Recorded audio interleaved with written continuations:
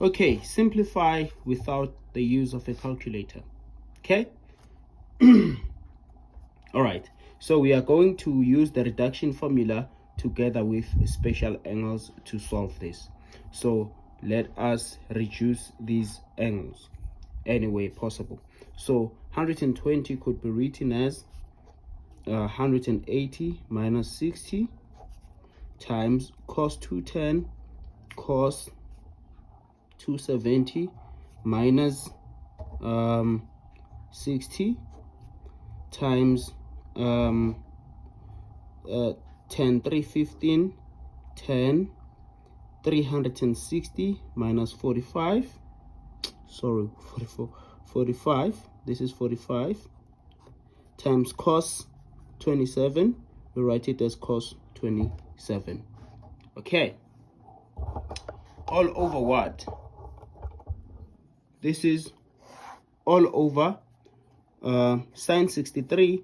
Let's write it as sine 90 minus 27. Okay, why do we write it as 90 minus 27? 90 minus 27, if we have sine, it will change to be cos 27. Therefore, cos 27 and cos 27 will go. So either you change cos 27 and you write it as cos into 90 minus 63, 90 minus 63, or you change this one. So if you had changed this and said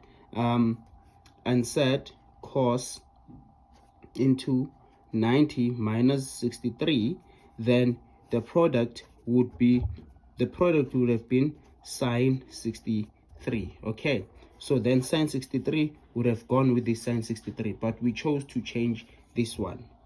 Okay, so but you can do it any way you want. So cos 540, so cos 540 is the same as cos 180. Okay, so now you check 180 minus theta is in the second quadrant, so sine is positive. It's gonna be sine 60 degrees times cos 270 minus 60. This is a co-function, so cos will change to be negative sine 60. Okay, 10 into 360 minus 45, it will be negative 1045.